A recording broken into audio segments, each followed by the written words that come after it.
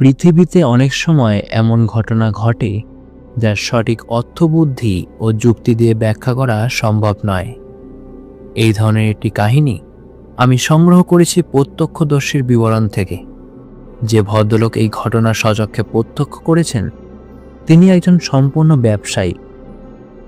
ভদ্রলোকের মাতৃভূমি ইংল্যান্ডে, কিন্তু তার ব্যবসায়ের ক্ষেত্র ছিল আফ্রিকার উগান্ডা নামক স্থানে। ভদ্রলোকের লিখিত বিবরণী থেকে নিম্নলিখিত কাহিনীটি পরিবেশন করছি। আমার জমিতে কয়েকজন নিগ্রো শ্রমিক নিযুক্ত করেছিলাম। একদিন শ্রমিকদের দলপতি আমার সঙ্গে দেখা করে জানালো, গত রাত্রে তাদের দলভুক্ত একজন মজুর হঠাৎ মারা পড়েছে। নিগ্রোদের বিশ্বাস, ঘরের মধ্যে কোনো লোক মৃত্যুবরণ করলে প্রতিবেশীদের অকল্যাণ হয়। এই জন্য তারা অধিকাংশ সময় মুমূর্ষু রোগীকে জঙ্গলের মধ্যে রেখে আসে। রুগ্ন ব্যক্তি বনের মধ্যেই মারা যায়। মৃতদেহের সৎকার করা হয় না। হায়না প্রভৃতি হিংস্র সাপত তার দেহের মাংসে খুন্নিবৃত্তি করে। নির্দিষ্ট স্থানে পড়ে থাকে শুধু চর্বিত কঙ্কালের স্তূপ। অসুস্থ মজুরটির সম্বন্ধেও তার সহকর্মীরা পূর্বোক্ত ব্যবস্থা অবলম্বন করতে চেয়েছিল, কিন্তু দলের সর্দার বাধা দেওয়ায় তাদের পরিকল্পনা কার্যে পরিণত হয়নি। বিগত রাত্রে ওই মুমূর্ষু ব্যক্তি তার কুটিরের শেষ নিঃশ্বাস ত্যাগ করেছে। মালিক এখন মৃতদেহ সম্বন্ধে কি ব্যবস্থা করবেন সেই কথাই জানতে এসেছে সর্দার। সর্দারের সঙ্গে গিয়ে মৃতদেহটাকে কুটিরের ভেতর থেকে এনে আমার গাড়িতে রাখলাম।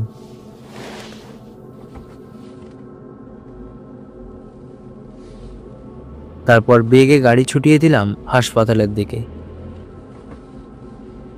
মৃত ব্যক্তির শব ব্যবচ্ছেদ করে তার মৃত্যুর সঠিক কারণ নির্ণয় করা দরকার। সেজন্য আমি হাসপাতালের দিকে যাত্রা করেছিলাম। কুটিরের ভিতর আবছা আলো আঁধারির মধ্যে মরা মানুষটাকে খুব ভালো করে দেখতে পাইনি। বাইরে উজ্জ্বল সূর্যালোকে তার মুখ দেখে আমি তাকে চিনতে পারলাম। মাত্র কিছুদিন আগেই লোকটি আমার কাছে মজুরের কাজ করতে এসেছিল। লোকটিকে আমি হালকা কাজ দিয়েছিলাম, কারণ কষ্টসাধ্য কাজ করার মতো উপযুক্ত শরীর তার ছিল না। তার একটি পা ছিল ভাঙা, একটি চোখ ছিল অন্ধ এবং অজ্ঞাত কোনো দুর্ঘটনার ফলে তার মুখের উপর থেকে লুপ্ত হয়েছে নাসিকার অস্তিত্ব। নাকের জায়গায় দৃষ্টিগোচর হতো দুটি বৃহৎ ছিদ্র। তবে লোকটির দেহে বিকৃতি থাকলেও মানুষ হিসাবে সে খারাপ ছিল না। কাজকর্ম সে মন দিয়েই করত, কিন্তু অন্যান্য শ্রমিকরা তাকে এড়িয়ে চলত। তাদের ধারণা ছিল বিকৃত দেহের অধিকারী আগন্তুক একজন জাদুকর। যাই হোক, সেদিন মৃত ব্যক্তির লাশটাকে হাসপাতালে জমা করে দিলাম। কর্তৃপক্ষ বললেন, কয়েকদিনের মধ্যে তার মৃত্যুর কারণ আপনাকে জানিয়ে দেওয়া হবে। হাসপাতালের কর্তৃপক্ষ কথা রেখেছিলেন। দুদিন পরই তারা আমাকে লোকটির মৃত্যুর কারণ জানিয়েছিলেন। উক্ত ব্যক্তির মৃত্যু হয়েছে পেটের গোলমালে। মৃত ব্যক্তির পেটের ভেতর পাওয়া গেছে কয়েকটা লম্বা লম্বা পেরেক, কাচের টুকরো এবং অনেকগুলো পাথর। পৃথিবীতে এত রকম খাদ্য থাকতে লোকটা কাঁচ, লোহা আর পাথর খেয়ে মরতে গেল কেন? খুব সম্ভবত জাদুবিদ্যার অনুসরণ করার জন্যই লোকটি ওই অখাদ্য বস্তুগুলিকে খেয়েছিলেন। তবে লোকটি জাদুকর হলেও খুব উচ্চ শ্রেণীর জাদুকর নয়। জাদুবিদ্যাকে হজম করতে পারেনি বলেই তার পেটে কাঁচ, লোহা আর পাথর হজম হলো না। পূর্বোক্ত ঘটনার কিছুদিন পরে আমাদের এলাকায় হানা দিল এক অজ্ঞাত আততায়ী। প্রতি রাত্রেই এলাকার বিভিন্ন স্থানে অবস্থিত ভেড়ার আস্তানাগুলোতে হানা দিয়ে অজ্ঞাত হত্যাকারী যথেষ্টভাবে হত্যাকাণ্ড চালাতে থাকে। মৃত পশুগুলির দেহে অধিকাংশ সময়ই কোনো ক্ষতচিহ্ন থাকতো না। হস্তরক শুধু ভেড়ার মাথার খুলি ভেঙে ঘিলুটা খেয়ে পালিয়ে যায়। আমি অনুমান করলাম এই হত্যাকাণ্ডের নায়ক একজন অতিকায় হায়না। মাংসাশী সাপত গোষ্ঠীর মধ্যে ভেড়ার মাথার খুলি কামড়ে ভেঙে ফেলার মতো চোয়ালের জোর একমাত্র হায়নারই আছে। চোয়ালে অসাধারণ শক্তি থাকলেও হায়না খুব ভীরু জন্তু। তবে দুই একটা হায়না মাঝে মাঝে দুঃসাহসের পরিচয় দেয়। আমি ঠিক করলাম মেষকুলের হস্তারক এই অজ্ঞাত আততায়ীকে যেমন করেই হোক বধ করতে হবে। চেষ্টার ত্রুটি হয়নি। ফাঁদ পেতে রেখেছি, খুনি ফাঁদের ধারে কাছেও আসেনি। বন্দুক হাতে প্রতি রাত্রে ভোরের দিকে টহল দিয়েছি। মারা তো দূরের কথা, হত্যাকারীকে চোখেও দেখতে পাইনি। অথচ প্রতিদিন সকালে খবর এসেছে এক বা একাধিক মেষ আততায়ীর কবলে মৃত্যুবরণ করেছে। তবে চোখে না দেখলেও হস্তারক যে একটি হায়না, সেই বিষয়ে আমার কোনো সন্দেহ ছিল না। কয়েকদিন পরেই একটি ঘটনায় প্রমাণ হলো আমার ধারণা নির্ভুল। আমার জন্য নির্দিষ্ট বাড়িটা তখন আর তৈরি হয়নি, সবেমাত্র নির্মাণ কার্য চলছিল। আমি একটা ঘাসের তৈরি কুঁড়ে ঘরে সাময়িকভাবে আশ্রয় নিয়েছিলাম। হঠাৎ একটা অস্বস্তিকর অনুভূতি নিয়ে ঘুম ভেঙে জেগে উঠলাম। ষষ্ঠ ইন্দ্রিয়ের সংকেত অগ্রাহ্য করে আবার শয্যা আশ্রয় করব কিনা ভাবছি। হঠাৎ একটা অস্পষ্ট শব্দ শুনলাম আমার বিছানার খুব কাছে। বারিশের তলা থেকে টর্চ নিয়ে জ্বেলে দিলাম। পরক্ষণেই আমার চোখের সামনে তীব্র বৈদ্যুতিক আলোর মতো ভেসে উঠল একটা প্রকাণ্ড হায়নার মূর্তি। আমি স্তম্ভিত নেত্রে দেখলাম আমার বিছানা থেকে প্রায় 1 গজ দূরে দাঁড়িয়ে আছে জন্তুটা। এত বড় হায়না ইতিপূর্বে আমার চোখে পড়েনি। নিজের অজ্ঞাতসারেই আমার কণ্ঠ ভেদ করে নির্গত হলো এক তীব্র চিৎকার ধ্বনি। এক লাফে শয্যা ত্যাগ করে ঘরের কোণ থেকে আমি বন্দুকটা টেনে নিলাম। এমনই দুর্ভাগ্য যে শুতে যাওয়ার আগে আমি বন্দুকে গুলি ভরতে ভুলে গেছিলাম। টেবিলের উপর একটা ছোট বাক্সে আমি টোটাগুলো রেখেছিলাম। হাত বাড়িয়ে বাক্সটা খুঁজছি, এমন সময় হলো আর এক নতুন বিপদ। সা করে ছুটে গেল একটা দমকা হাওয়া।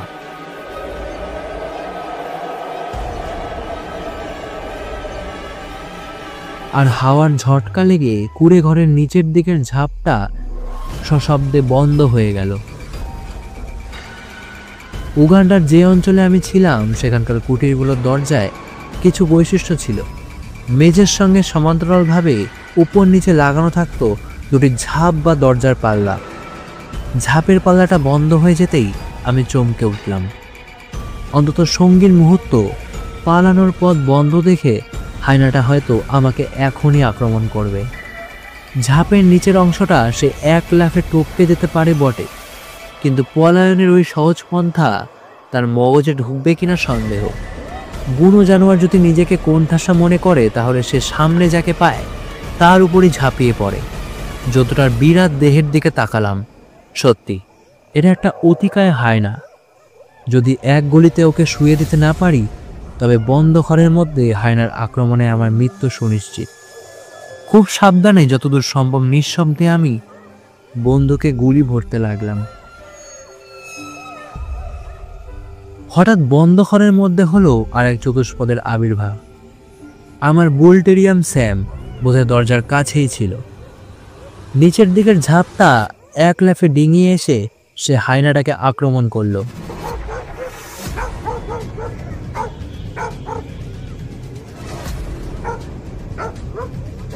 স্যাম সাহসী কুকুর, কিন্তু সে বোকা নয়। হায়নার ভয়ঙ্কর দাঁত, তার কঠিন চোয়ার সম্বন্ধে সে যথেষ্ট সচেতন। চারপাশে ঘুরে ঘুরে আক্রমণ চালিয়ে শত্রুকে সে বিব্রত করে তুলল, কিন্তু হায়নার ঘাড়ের ওপর ঝাঁপিয়ে পড়ে সে নিজের জীবন বিপন্ন করল না। হায়নার দর্শন অতি ভয়ঙ্কর। এক কামড়েই সে স্যামের মাথার খুলি ভেঙে দিতে পারে। বুদ্ধিমান কুকুর তাকে সেই সুযোগ দেয়নি। ইতিমধ্যে নিজেকে সামলে নিয়ে এক লাথি মেরে দরজার নিচের অংশটা আমি খুলে দিলাম। তৎক্ষণাৎ ঘর থেকে বেরিয়ে হায়নাটা দূরের ঝোপ লক্ষ্য করে তীর বেগে ছুটল। আমি ততক্ষণে বন্দুকে গুলি ভরে ফেলেছি। জন্তুটাকে লক্ষ্য করে গুলি ছুড়লাম। নিশানা ব্যর্থ হলো। হায়নার ধাবমান দেহ অদৃশ্য হয়ে গেল অন্ধকার অরণ্যর অন্তরালে। বেশ কয়েকটা দিন কাটলো নির্বিবাদে। আমি ভাবলাম খুনি বোধহয় আর আমাদের বিরক্ত করবে না, কিন্তু কয়েকদিন পরেই আবার হত্যাকাণ্ড শুরু হলো। প্রতি রাত্রেই একটি কি দুটি ভেড়া হায়নার কবলে মারা পড়তে লাগলো। আমার জেদ চেপে গেল, জন্তুটাকে মারতেই হবে। প্রতিদিন শেষ রাতে ভোর হবার একটু আগে আমি সমস্ত অঞ্চলটায় টহল দিতে শুরু করলাম। পরপর 8টি রাত কাটল। অবশেষে নবম রাত্রে আমার চেষ্টা সফল হলো। একটু দূরে অবস্থিত উঁচু জমির তলায় ঝোপের ভিতর একটা কালো ছায়া যেন সাত করে সরে গেল। হয়তো চোখের ভুল, তবু তীক্ষ্ণ দৃষ্টিতে আমি পর্যবেক্ষণ করতে লাগলাম। না, ভুল হয়নি। হঠাৎ ঝোপের উপর, উঁচু জমির ওপর আত্মপ্রকাশ করল একটা চতুষ্পদ পশু। নীলাভ কৃষ্ণ আকাশের পটভূমিকায় উচ্চভূমির ওপর দণ্ডায়মান হায়নার দেহটা খুব স্পষ্ট হয়ে উঠল আমার দৃষ্টিপথে। লক্ষ্য স্থির করে গুলি ছুড়লাম। গুলি লাগলো হায়নার পেটে। দারুণ যাতনায় অস্থির হয়ে জন্তুটা নিজের উদরে দর্শন করতে লাগলো।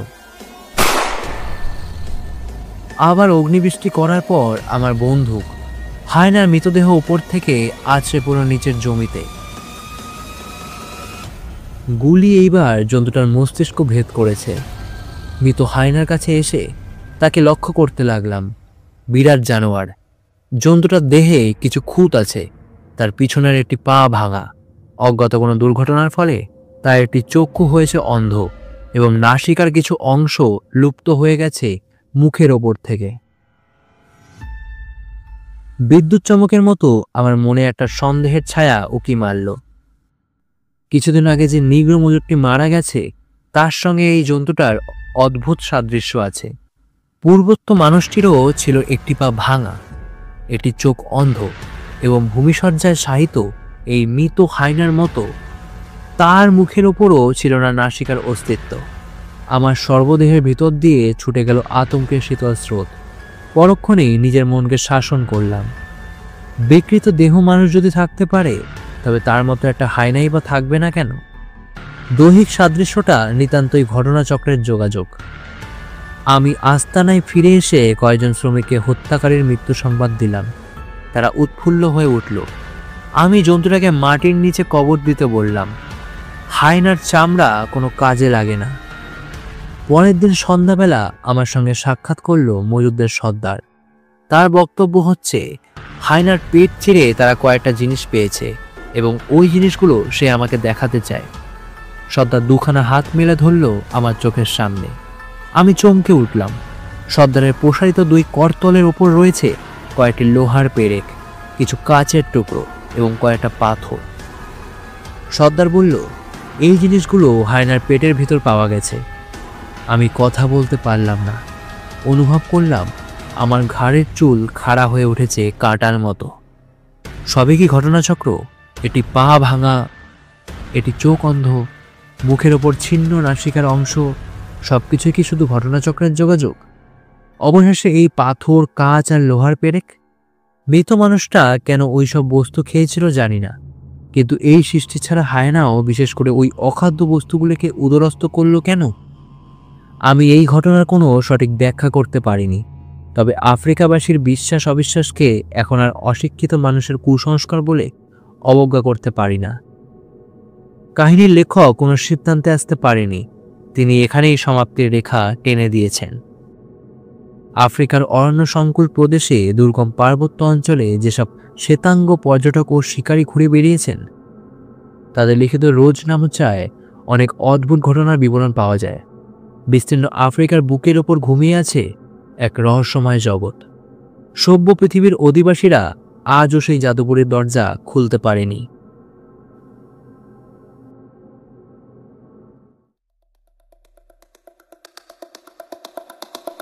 এতক্ষণ আপনারা শুনছিলেন ময়ূক চৌধুরীর লেখা আত্মা ও দুরাত্মা। গল্পটি যদি আপনাদের ভালো লেগে থাকে তাহলে লাইক করুন, বন্ধু এবং প্রিয়জনের সাথে শেয়ার করুন। আর চ্যানেলে যদি নতুন হয়ে থাকেন তাহলে চ্যানেলটি সাবস্ক্রাইব করে পাশে থাকুন এরকমই রোমাঞ্চকর গল্প শোনার জন্য। দেখা হচ্ছে পরের গল্পে। ততক্ষণের জন্য ভালো থাকুন, সুস্থ থাকুন।